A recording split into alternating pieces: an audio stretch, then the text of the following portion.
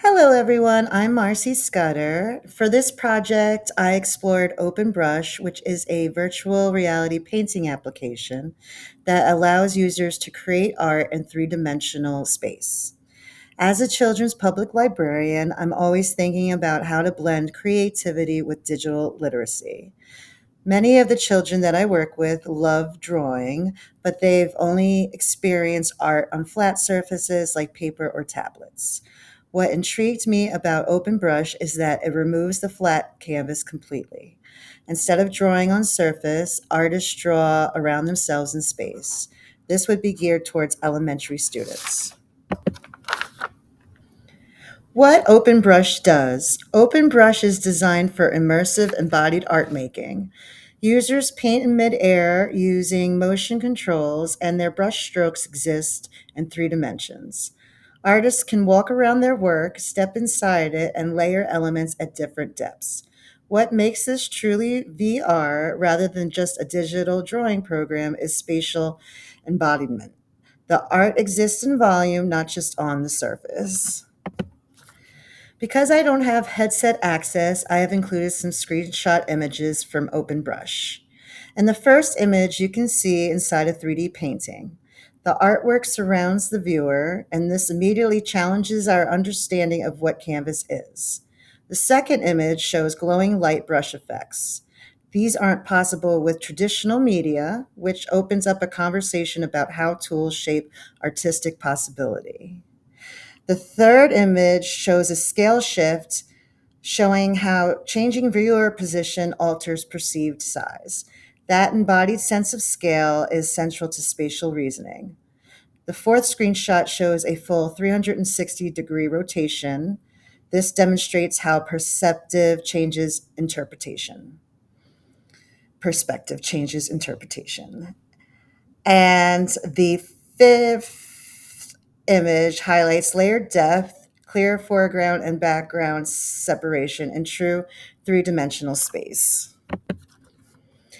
Learning objectives. By the ends of this lesson, patrons will be able to analyze how spatial depth influences artistic composition, compare 2D and 3D creative processes, and design a concept sketch for a 3D artwork using spatial planning principles. These objectives are measurable through structured reflection worksheets and a hand-drawn spatial design plan. The focus is not just creativity, it's spatial reasoning and intentional composition. Lesson flow before, during, and after. Before viewing the OpenBrush walkthrough, I would activate prior knowledge by asking patrons what makes something feel three-dimensional. We would introduce vocabulary like perspective, depth, spatial composition, and medium. During viewing, I would pause the walkthrough frequently. Patrons would analyze brush placement, identify foreground versus background, and predict how the artwork might look from another angle. Afterward, patrons would sketch their own 3D concept artwork on paper. They would label where the viewer stands and how perspective changes. We would close with discussion. How does creating in space change your thinking about art? This structure ensures learning extends beyond immersion.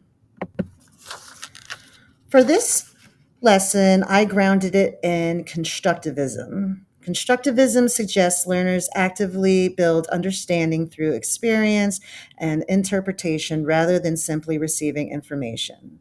In this case, patrons are constructing meaning about spatial design by analyzing immersive artwork. They aren't memorizing art definitions, but they are interpreting how medium shapes expression. Open Brush supports constructivist learning because it invites experimentation and meaning making within spatial context. Here are some critical issues and risks. As a public librarian, I always have to think critically about access and equity. First, VR equipment is expensive and unrealistic for many public libraries. Second, there's a novelty effect. The glowing visuals, for example, could distract from deeper analysis. Third, immersive visuals may cause cognitive overload, especially for younger learners. There are also accessibility concerns for patrons with visual processing differences. And finally, without structured framing, this becomes entertainment rather than education. So this tool must be implemented thoughtfully and intentionally. Mitigation and instructional safeguards. To address those concerns, I would use recorded demonstrations instead of live VR sessions. I would pause frequently for discussion and analysis. Patrons would complete structured observation guides to anchor attention. Viewing would be limited to under 10 minutes at a time, and I would offer traditional 2D art comparisons so students can ground what they're seeing. These safeguards ensure that learning remains central and equitable. So, why use OpenBrush instead of a traditional drawing program? Because VR fundamentally changes the canvas. In immersive painting, art exists in volume, not just surface. Patrons encounter spatial relationships that are impossible to fully replicate in 2D tools. The strength and outcome here is spatial reasoning and embodied perspective awareness.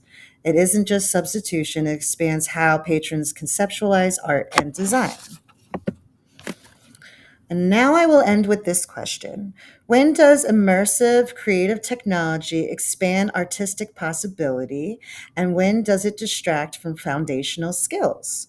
I'm curious how we balance innovation with core practice.